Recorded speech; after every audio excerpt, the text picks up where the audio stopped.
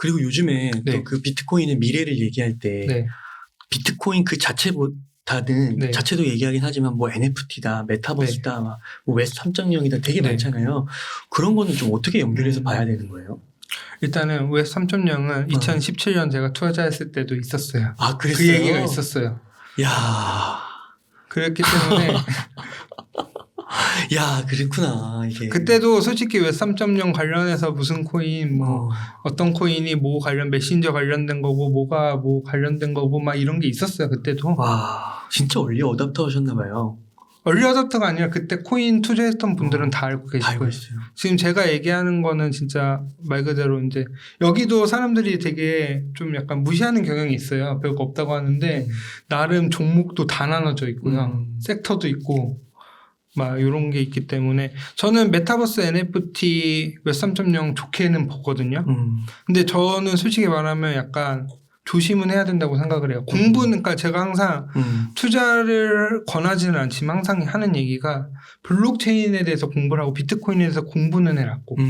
그렇게 내내 주변에 얘기했거든요. 투자하라는 얘기가 아니라 저도 지금 마찬가지라고 생각해요. 물론 메타버스나 NFT나 웹 3.0이 앞으로 미래가 가는데 그게 현실화가 언제 될지는 솔직히 시간이 좀 걸릴 거라고 생각을 하거든요. 그렇기 때문에 조금씩 경험을 해보고 그리고 저는 지금 계속 공부해야 된다고 생각해요. 왜냐하면 S3.0 메타버스 NFT를 제가 주변에 설명해 드리고 싶어도 어디서부터 설명해 줘야 될지를 모르겠더라고요. 근데 이제 상대적으로 코인을 기존에 투자했던 분들은 마음만 먹으면 좀 빨리 공부할 수 있어요. 알아들이는 게. 그리고 이제 웹3.0 메타버스 이거 말고 또 다른 트렌드가 나오잖아요. 그럼 또 연결이 될 건데 그거에 대해서 따라가려면 미리 준비해야 되지 않을까 라는 생각을 하고 있고 특히 메타버스 NFT는 좀 더 웹 3.0도 좀 기대하고 세 개가 아마 연결돼서 될 거예요. 아마 보상 관련된 것도 하고 비트, 뭐 가상 공간 안에서 꼭 비트코인 아니더라도 자기들이 발행한 코인으로 할 건데 지금 이제 막 대기업들이 NFT나 메타버스 들어간다고 하고 실제로 게임 회사들이 뭐 P2E 게임이 아직 금지긴 하지만 이제 뭐 그런 것도 준비하고 있고 규제가 풀리면 이제 들어올 것 같고 지금 그래서 메타버스 쪽으로 많이 하고 있고 실제로 플랫폼들이 하나씩 나와요.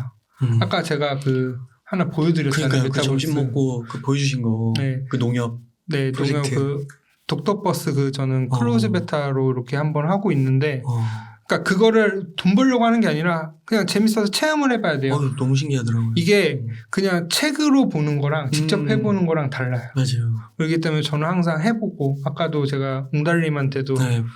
지갑 만드셨어요. 카카오톡 안에 클립이라는 그 클레이튼 지갑 있는 거 아세요? 이렇게 물어봤는데 이게 해보면은 또 느낌이 다르거든요. 그렇죠. 그리고 또 맞아요. 그래서 또 하나는 제가 요즘에 좀 관심 있는 게 주변에 제가 이제 자기 개발을 이렇게 하다 보니까 좀 주부님들도 많고 이렇게 있으니까 약간 요걸로 돈 안 들이고 재테크할 수 있는 거 그런 게 있지 않을까 요즘 그런 거 좀 살펴보면서 연구를 하고 있는데 아직까지는 이제 완전 초기 단계. 그 P2E이라고 하셨나요? P2E요. 아, P2E. 그게 이제 게임을 하면서 돈을 버는. 네. 근데 지금 우리나라에서는 현재 금지. 네. 아, 요게 근데 좀 풀리면 그렇게 말씀하신 그런 주부님들 참여를 하실 수도 있겠네요. 주부님들보다는 아이들이 더 하니까 이제 그게 걱정이 되긴 하죠. 솔직히 그렇죠, 그게 될 수도 있는데 근데 저는 그거를 꼭 나쁘게만 볼 게 아니라 그 메타버스도 꼭 게임이나 이런 게 있는 게 아니라 거기를 통해서 P2E 코인을 벌어서 경제활동도 한번 해보는 것도 되게 나쁘지 않다고 생각을 하거든요. 저는 사실 옛날 게임하면서 많이 배웠던 것 같아요. 경제활동 이런 거. 게임 아이템 거래를 하잖아요. 게임 안에서. 막 게임 돈으로 사고 팔고 온라인에서 그런 걸로 먼저 관자체험도 할 수 있고 특히 메타버스가 꼭 코인 쪽 관련된 게 아니라 새로운 경험들을 되게 많이 할 수 있잖아요. 그러니까 이게 가능한 미래일지 모르겠는데 막 그럴 수도 있잖아요. 메타버스 공간에 내 집을 만들고 예를 들어 뭐 집 안에 들어갔는데 냉장고 문을 열었는데 거기에 뭐 예를 들어 삼다수 물병이 이렇게 있는 거예요. 근데 그게 그 삼다수 회사에서 코인을 주는 거죠. 그런 식으로 삼다수를 먹으면 또 뭐 아이시스가 있을 수도 있고 그런 식으로 이렇게 노출이 되는 친구를 초대했을 때 그렇게 하면 또 그게 P2E 처럼도 해석될 수 있지 거기서 않을까. 메타버스 경제가 그런 식으로. 요즘 그래서 뭐 메타파이라는 용어도 많이 나오고 이렇게 얘기를 하는데 저는 그렇게 될 거고 그렇기 때문에 거기서도 꼭 대기업이 아니거든요. 제가 저희 이제 사촌분이 안경집을 하세요. 메타버스가 나오기 전에 뭐라고 얘기를 했었냐면은 지금 웅달이 안경 끼고 계시잖아요. 이제 제 작은 아빠니까 작은 아빠 안경 이제 어느 정도 이 정도 규모면 이제 더 이상 됐고 이제 사촌 동생들도 이제 새로운 사업을 해야 되는데 이제 온라인상에서 사람들이 안경 쓸 거다. 그걸 디자인해서 팔면 된다 아이템을. 그렇구나. 그런 걸 한번 연구를 해봐라. 나는 전문 지식이 부족하니까 한번 해봤으면 좋겠다라고 하는데 실제로도 지금 보면 막 메타버스 안에 샤넬백 있고 막 그런 식으로 돼 있고. 그쵸. 그래서 저는 주변 분들한테 그런 개인의 그 능력들이 있으시면은 자꾸 그런 거를 한번 연결해 보시면 좋을 것 같아요. 특히 NFT 같은 것도 돈이 되진 않더라도 그냥 발행을 한번 해보시면은 재밌을 것 같아요. 저도 아직까지 발행은 안 했는데 공부는 하고 있거든요. 그래서 이제 뭐 다른 분들 있으면 한번 도와줄까도 생각을 한번 해보고 지금 NFT 관련해서는 계속 공부하고 있는 중입니다. 실제로 그 NFT 현명한 투자자 저자님 오셨다가 네. 그 BTS 세계관 만드신 그 기획하신 분이 오셨는데 그 요즘에는 그 미대 나오신 분들이 그 NFT 예술 작품 그거 크리에이터로 많이 지원하신다고 하더라고요. 제가 오늘 아침에 재밌는 기사를 봤어요. 옛날에 저희 학창시절 다닐 때 제가 애들 꿈이 뭐냐고 하면 연예인이었거든요. 요즘에는 뭔지 아세요? 크리에이터가 아니라 요즘에 뭐라고 얘기하는지 아세요? NFT 작가래요. 아 진짜요? 오늘 매경 기사를 보고 왔거든요. 와 대박이다. 그거를 딱 보는 순간 밑에서 이제 사람들이 되게 부정적으로 얘기를 해요. 뭐 애들이 벌써부터 돈에 눈이 멀었다라고 하는데 저는 반대로 보면은 저도 반대인데. 반대로 보면은 그럼 벌써 어린 애들은 그런 직업들이 실제로 유망하고 인기가 있었잖아요. 그러면은 그런 걸 봤을 때는 NFT나 메타버스 그쪽에 좀 앞으로 미래가 더 있지 않을까? 그러니까 이게 미래일은 진짜 몰라서 또 그렇게 댓글을 다신 분이 있을 수도 있는데 실제로 보면은 미국의 그 로블록스가 몇억 명, 몇천만인가요? 한다고 하더라고요, 그거를. 제페토도 거의 가입자가 2억 명. 그러니까 그거는 다음 밀레니얼 세대들은 너무 익숙하게 그냥 네이티브죠, 그냥. 메타버스 네이티브. 그러니까 알아야죠. 저도 지금 따라가기가 힘들어요. 아직 로블록스나 이런 거를 제페토를 안 해봐서 그래서 좀 해보고는 있는데 그래서 자꾸 해봐야 될 것 같아요. 자꾸 아까 마지막으로 원래 얘기 드리려고 했는데 저는 그게 되게 중요한 것 같아요. 본인이 모른다고 자꾸 무시하면 안 된다고 생각을 하거든요. 특히 이제 잘 모르면 아까도 편향 얘기를 했지만 보통 자기가 모르는 거에 대해서 저희 뇌가 되게 무서워하잖아요. 겁나하고. 그렇죠. 그렇기 때문에 막 어른들 이렇게 터치 누르는 것도 지금 무서워하시잖아요. 그렇기 때문에 저는 자꾸 경험을 해보고 새로운 것을 좀 받아들이고 열린 마음으로 해보고 잘못된 게 있으면 이게 무슨 문제가 있으니까 그런 거를 더 보완해 나가려고 해야지 그건 무조건 나쁜 거야. 무조건 하면 안 돼. 그러니까 쉽게 말하면 15년도 제가 처음에 투자했을 때도 주식하면 큰일 난다. 망한다는 분위기였는데 지금은 또 바뀌었잖아요. 맞아요. 근데 이제 물론 이게 사이클이 계속 돌고 돌기 때문에 그런 식으로 항상 특히 저는 부모님들 계신 분들한테 항상 하는 얘기가 본인들 세대랑 똑같이 생각하지 말라. 얘기를 꼭 하는데 항상 새로운 거에 좀 널린 마음을 좀 갖고 열고 그러니까 마치 지금에 대해서 NFT 메타버스에 대해서 평가를 하는 거면은 뭐 긍정적이든 부정적이든 어떤 느낌이냐면 저는 우리가 인터넷이 나오지 않고 www.만 나왔는데 그거의 가치를 지금 평가한다는 느낌? 그게 지금까지 이렇게 확대되고 연결될지는 모르잖아요. 저는 아직 그 상황이기 때문에 우리가 계속 관심을 갖고 좀 기회도 충분히 많이 있지 않을까. 그리고 솔직히 말하면 뭐 이거는 누구나 할 수 있잖아요. 뭐 전문가가 아니라 게임에 그런 거 들어오고 메타버스 참여해보고 NFT 발행하는 거는 조금만 연습하면은 다 하실 수 있거든요. 물론 어려우실 수도 있지만 그리고 저는 또 하나 하는 게 앞으로 그런 과정이 되게 편해질 거예요. 그러니까 코인 같은 경우도 지금은 전송하기가 되게 힘들어요. 근데 지금 카카오톡에서 예전에 클립으로 전송을 하잖아요. 원래 지갑 주소를 복사해서 넘기는데 거기 카톡 아이디 그냥 쳐서 보내면 돼요. 그런 식으로도 되고 앞으로 점점 기술을 몰라도 쓰게끔 지금 다 돼 있잖아요. 스마트폰도 그렇고. 그렇죠. 유튜브 그런 형용도 식으로. 이렇게 간편하게 촬영하고 편집할 네. 수 있는 게 발달해서 대중화가 그래서 된 것처럼. 저는 그렇게 앞으로 점점 발전될 거기 때문에 남들보다 조금 한 발만, 한 반발만 조금 더 관심 가지면은 더 그냥 저는 재밌어요. 그냥 재밌고 이렇게 하는 게 재밌어서 기회도 많이 있지 않을까. 그 계좌이체 같은 것도 카카오톡도 진짜 편하잖아요. 카카오뱅크 그렇죠. 이용하는 거. 예전에는 진짜 막 공인인증서 다 해야 맞아요. 되고 막 했는데 지금 거의 지문결제 많이 쓰시고 간편결제 많이 하시잖아요. 얼굴이. 실제로 그 NFT 그 작품을 그 1000개인가 10,000개인가를 팔아보신 분이 있는데 그 제가 오늘 책에서 읽은 사례인데 미디어에서 신문에서 읽었나? 그분도 그 그림에 관심이 있었는데 실제로 NFT 그 소프트웨어 툴로 그림을 그리고 발행하기까지 그래서 판매까지 하기까지 6개월이 채 안 걸리셨대요. 네, 맞아요. 되게 편한 거. 요즘에 또 툴도 많이 발달돼 있으니까 그리고 근데 이제 그분이 강조하시는 게 뭐냐면 어차피 다 초보다 지금. 네, 맞아요. 그러니까 먼저 하면서 알아보는 사람이 장땡이다 뭐 이런 비슷한 맥락의 얘기를 하셨던 것 같아요. 그렇죠. 근데 이제 단 20, 30대한테 조금 더 유리할 수도 있죠. 왜냐하면 좀 익숙하니까 그런 것 때문에. 하지만 그렇다고 하시더라도 한 번쯤 해봐도 어쨌든. 그러니까 이게 뭐 큰 돈 되는 게 아니니까. 그렇잖아요. 저는 솔직히 제 주변에 이렇게 저는 코인을 이렇게 맨날 보고 하니까 NFT나 메타버스 다 아시는 줄 알았어요. 근데 진짜 보니까 그게 뭐라고 설명해달라고 얘기를 하는데 좀 되게 당황스러운 경우도 많아서 약간 좀 관심을 좀 갖고 그리고 교육 같은 것도 많이 발전할 것 같고 그런 걸 활용해서도 되게 좋은 것 같아요. 그럼 이런 메타버스나 NFT나 뭐 디파이나 뭐 C파이나 막 이런 것들이 기본적으로 블록체인이나 이런 것들이 모두 다 좀 기본적으로는 그 암호화폐에서 좀 이렇게 생태계가 더 만들어진다라고 좀 볼 수가 있을까요? 특히 이제 그거죠. 예를 들어 뭐 웹 3.0에서 제일 핵심은 저는 보상이라고 생각을 해요. 그러니까 쉽게 말하면 지금 유튜브 같은 게 이제 웹 2.0이라고 하잖아요. 웹 3.0은 제 능력을 그냥 파는 거라고 쉽게 저는 생각을 하거든요. 그리고 이제 저의 개인 정보 이용을 했으면 그거에 대한 보상을 줘야 되는데 예를 들어 제가 웅달린 개인 정보 이용을 할 거예요. 그럼 물론 제가 뭐 개인 정보 있으면은 그게 뭐 유명한 사람이거나 전문가면은 비싸겠지만 뭐 해봤자 뭐 몇 원 이렇게 되겠죠. 근데 그거를 현금으로 계속 줄 수는 없잖아요. 메타버스 안에서도 보면은 현금으로 그거를 계속 물론 CBDC가 나와서 그걸 쓸 수도 있긴 하겠지만 그냥 현금을 갖다 주고 계좌이체를 할 수 있을까요? 그거를 실생활에서 제일 할 수 있는 게 저는 암호화폐라고 생각을 하거든요.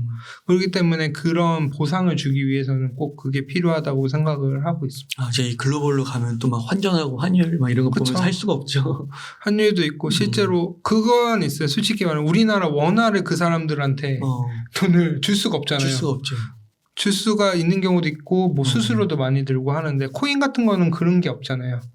뭐 국경 같은 것도 없고 그렇죠. 스마트폰만 있으면 다 왔다 갔다 할 수 있으니까. 야, 진짜 앞으로 미래가 진짜 어떻게 펼쳐질지 모르겠지만 지금 얘기하는 것들이 비단 비현실적이고 막 허구적이고 이런 것 같지는 않아요. 그러니까 17년도에는 제가 이런 조금 약간 메타버스나 이런 건 아니지만 비슷한 맥락의 얘기를 하잖아요. 그럼 그게 말이 돼? 그게 말이 되냐 이러고 있는데 지금은 보면은 뭔가 될 것 같아요. 그러니까요. 조금씩. 근데 이제 조심하셔야 될 건 항상 하지만 이게 항상 저도 ICO 때 그게 좀 있었던 것 같아요. 이게 금방 실행될 것처럼 약간 하는데 그렇죠. 시간이 좀 안정화되고 그 하는데 좀 시간이 걸리지 않을까?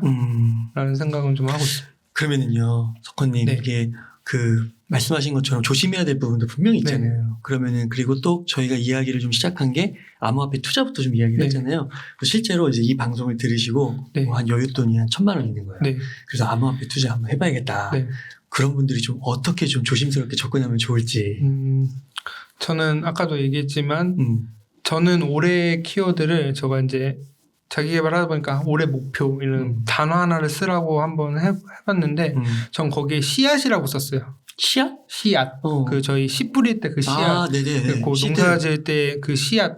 씨앗이라고 썼거든요. 그러니까 그렇게 한 이유가 저는 이것도 어쨌든 약간 뭐 어떤 밭을 가꾸는 것처럼 씨를 뿌리고 기다리고 관심을 갖고 수확을 해야 된다고 생각을 하는데 지금은 이제 씨앗을 뿌리는 단계이기 때문에 사이클상. 네, 사이클상. 그렇기 때문에 이제 지금 아까도 얘기했지만 한 번에 투자하는 게 아니라 뭐 만약에 내가 오늘 뭐 1,000만 원 갖고 해야 되겠다라고 하면은 지금 뭐 100만 원을 사세요 일단. 사야지 관심이 있거든요. 한 100만 원 정도 사시고 이제 한 1, 2년 걸쳐서 엄청나게 떨어졌을 때 한 번씩 사시면 돼요. 나눠서. 중요한 건 나눠서 꼭. 그러다가 이제 그러신 분들이 있어요. 그러다 올라가면 어떡할 거냐. 올라가면 올라갈 때 사시면 돼요. 그때. 나눠서. 그러다 보면은 저는 뭐 크게 비트코인만 약간 하시면은 걱정은 안 되고 진짜 알트코인을 하고 싶으신 분들도 사셔도 되는데 진짜 아까도 계속 얘기했지만 90% 이상 떨어질 때 하고 그리고 진짜 정말로 폭락이 왔어요. 어느 정도 폭락이 오면 주변의 사람들이 다 망한다 그러고 세상에 망한다고 하면 괜찮아요. 관심조차 없고 사람들이 없어요. 주변에 투자하는 사람들이 진짜 거기까지 갔을 때 진짜 뭐 한 10만 원, 100만 원 사보는 거 나쁘지 않아요. 왜냐면 거기서 100배씩 가는 게 나오거든요. 근데 뭐가 될지는 모르죠. 근데 이제 중요한 건 거기서 살아남을 수 있을지, 얘네들이 계속 일을 하고 있는지, 사업하시는 분들이 코인 프로젝트가 제대로 작동이 되는지 그런 것만 주의하시면 저는 약간 그래도 최소 못해도 50% 이상 비트 그다음에 뭐 이더리움도 조금 괜찮고 그런 식으로 하고 계시면 되는데 지금은 조금 조심하셔라. 왜냐하면 어쩔 수 없는 상황인 것 같아요. 지금 저는 그래서 지금 요즘 상황도 안 좋고 하다 보니까 그냥 모니터링만 하지 매수 매도는 절대 안 하고 있어요. 그러니까 확실히 좀 불확실함이 큰 것 같아요. 진짜 뭐 전쟁이 어떻게 흘러갈지도 모르겠고. 그렇죠. 네, 그러니까 그런 거가 좀 실현이 되면 이미 이제 오히려 그 주식에서도 그렇잖아요. 이미 그 실현화된 거는 더 이상 리스크가 아니니까 그렇게 그런 식으로 좀 보수적으로 좀 접근을 해도 좋겠다. 그 한 가지 좀 여쭈고 싶은 게 댓글에 이제 암호화폐 관련해서 콘텐츠를 다루면 이런 게 좀 달리더라고요. 어느 날 샀는데 갑자기 30%가 올랐어요. 팔아야 돼요. 제가 이거는 어떻게 하냐면은 저 같은 경우는 항상 알트코인 투자를 어떻게 하냐면은 제가 사잖아요. 그러니까 약간 불장에 왔을 때는 2배 이상씩 가는 경우가 많아요. 그러면은 원금을 빼던지 시드에 만약에 너무 많이 올라갔다 뭐 10배를 갔다 그러면 하는 7, 80%를 빼고 20%만 갖고 있고 아까도 제가 알트코인 남아있는 돈들이라고 했잖아요. 그런 것도 보면은 최소 원금은 다 뺀 것들이에요. 그러니까 항상 예를 들어 뭐 30%를 갔잖아요. 30%를 갔으면은 거기서 이제 만약에 내가 끝까지 믿고 더 갈 거면은 뭐 2배 이상 가면은 절반을 팔면 원금이 회수가 되지만 30% 같은 경우에서는 뭐 이득금을 뺀다든지 아니면 원금을 좀 더 뺀다든지 아니면 반만 뺀다든지. 안 빼도 되나요? 안 빼도 되는데 요즘 같은 장은 저는 솔직히 지금 저도 약간 좀 물려있는 코인들이 있는데 그런 것들을 저는 본절 오면 조금씩 뺄 거예요. 현금 확보를 좀 더 할 생각이. 특히 알트코인이기 때문에 비트였으면 제가 비트면 어떻게 돼요? 비트가 30% 오른 거예요. 저는 비트코인이 지금 30%로 올라가던 뭐 50%로 올라가던 관심이 없는 게 제가 비트코인 투자하는 게 굳이 지금 뭐 10% 20% 먹으려고 투자하는 것도 아니고 그렇구나. 최소 그래도 한 2-3배 이상은 암만 못해도 벌어야 되려고 하는 건데 저는 뭐 항상 역사적으로 보면은 계속 샀으면은 거의 최소한 5배에서 10배 이상씩은 비트코인 제일 안 오른다는 비트코인도 그 정도 수익은 주는데 물론 지금 시총이 커서 거기까지는 안 가긴 하겠지만 그래도 저도 최소 2-3배는 가지 않을까? 그러니까 제가 지금 뭐 아까 비중을 줄여야 되는 건 알트코인이었고 비트는 저는 그냥 올라가면 그냥 계속 갖고 있고 그런 식으로 하고 있고 만약에 진짜 이게 더 막 엄청 너무 급격하게 올라간다라고 하면은 안정적으로 현금 빼고 이득금 갖다가 하면은 또 이게 여윳돈으로 제가 원금을 빼놓으면 마음이 편하거든요. 그렇죠. 더 객관적으로 보게 되고 그렇기 때문에 때에 따라서 그런 식으로 하는 방법도 추천드리고 있습니다. 네. 좋습니다. 그러면 비트가 만약에 20% 30% 빠지면 그때는 이제 조금씩 오히려 매수를 하는 그렇죠. 거예요? 반대로. 그러니까 그렇구나. 무조건 비트에 대한 믿음이 강하시군요. 그러니까 제가 제일 어. 잘못했던 게 뭐였냐면은 네. 아이쇼 투자 안 하고 그때 비트이더만 모았으면은 저는 지금 더 많이 벌었었겠죠. 네. 그리고- 최근에 제네시스 사셨잖아요. 산 건 아니고 주문만 해놓고 저 솔직히 그거를 네. 그것도 제가 왜 그러냐면은 못 팔아요 솔직히 코인을 못 팔아서 제가 차를 계약을 하면 제가 팔 것 같더라고요. 그거를 이제 돈을 마련해야 되니까 그거 약간 의식으로 약간 해놓고 저는 솔직히 말씀드리면 그거 취소할 생각도 있는 게 만약에 여기서 코인이 더 떨어져서 더 투자해야 될 것 같다라고 하면 저 그거 과감하게 취소하고 저는 투자하고 다음에 차 살 거예요. 네. 저는 그 정도로 믿고 있기 때문에 저는 삼성이나 이런 것들 보면은 떨어지면 모으라고 하잖아요. 그렇죠. 근데 비트는 왜 그런 얘기를 안 하는지 모를 것 같아요. 그 정도구나. 솔직히 말씀드리면은 비트만큼 안정적으로 나중에 수익 줄 수 있는 게 없다고 저는 생각을 하거든요. 그러니까 리스크가 조금 더 높겠죠. 삼성이나 이런 것보다. 하지만 수익률은 그보다 더 큰 기회비용이 있다라는 생각이 들고 있어요. 참 맨 처음에 얘기해 주실 때 그 95% 이르셨을 때 그 경험까지 다 해보시고 또 그 이후에 얼마나 많은 과정을 겪으시면서 단단해지셨겠어요. 그래 놓고서 이제 이렇게 와서 이제 비트에 대해서 강조를 해주시니까 그 말에 실리는 힘이 다른 것 같아요. 그러니까 제가 오늘 여기 이제 웅달님 연락받고 되게 좀 나가자고 한 결심이 든 게 뭐냐면 되게 솔직히 말씀드리면 처음 해보신 분들이 많으실 것 같아요. 투자를. 저의 그 처음 제가 접했을 때 그 느낌을 지금 갖고 계신 거나라고 생각을 하고 많은 분들이 힘든 상황에 계신 분들 많은데 좀 힘내셨으면 좋겠어 갖고 이렇게 제가 95% 갔어도 버티고 어떻게 하다 보니까 했다.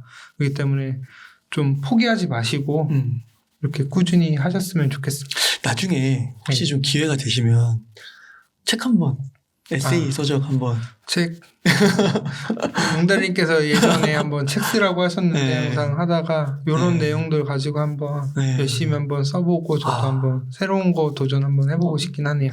너무 생생하게 2017년부터 딱 5년을 한번 훑어주시고 한 5년마다 또 하나씩 써주셔도 너무 좋을 것 같고 사이클마다 한 번씩 쓰는 것도 괜찮을 것 같아요. 그러니까요. 예, 석건님 오늘 너무 흥미롭게 재미있게 잘 들었습니다. 혹시 제가 좀 질문 드린 것 중에서 좀 미처 다루지 못했거나 좀 하고 싶으신 말씀 있으실까요? 아까도 말씀드렸지만 그 새로운 거에 대해서 자기가 모른다고 너무 부정적으로만 보지 마시고 새로운 관점 그리고 반대 입장도 한번 들어보고 왜 요즘 세대 애들이 여기를 하려고 하는지 물론 그게 이제 뭐 안 좋게도 하긴 하죠. 너무 투기적인 경향도 있긴 하지만 그거에 대해서 왜 저렇게 할 수밖에 없는지도 한번 이해 좀 해주셨으면 좋겠고 좀 미래를 너무 이렇게 닫혀있기만 보면 딱 그 틀만 있으면 보이는 시야가 되게 좁아지잖아요. 그렇죠. 그러다 보면 어느새 뒤처진 게 느껴질 수도 있는데 항상 열린 마음을 가지고 좀 새로운 거를 받아들이는 눈을 좀 키우셨으면 좋겠고 특히 이제 코인에 투자를 안 하시더라도 메타버스 NFT 이런 것들은 꼭 공부를 해보셨으면 좋겠어요. 이걸 해봐야지 나중에 기회도 찾을 수 있고 나중에 혹시 또 모르잖아요. 내가 강의하는데 메타버스에서 강의를 했는데 코인으로 보상을 준다. 그러니까 그럴 수도 있죠. 뭐 강사료를 안 주더라도 그냥 뭐 거기서 뭐를 하나 줬어요. 그럼 그거를 또 팔아야 되잖아요. 파는 방법도 모르고 있으면은 좀 되게 좀 서글플 것 같아요. 그런 거 있잖아요. 예전에는 저희 어머니 세대든 저희 할머니 세대들 리모컨 버튼이랑 그거 누르는 거 어떻게 가르치는지 알고 저희 세대는 이제 부모님들 핸드폰 어떻게 만드는지 알고 이제 다음 세대는 메타버스나 NFT 어떻게 해야 되냐. 벌써 이미 그건 저는 시작됐다고 생각을 하거든요.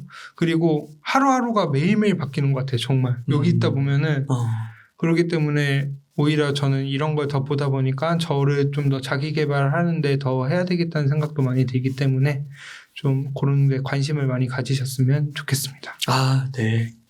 석권님 너무 감사합니다. 이렇게 좋은 얘기들 또 처음으로 이렇게 암호화폐에 대해서 관심을 갖고 들어오시는 분들에게 주의사항 또 뭐 좋은 점 나쁜 점 조목조목 다 이렇게 짚어주셔서 너무 감사드립니다. 네.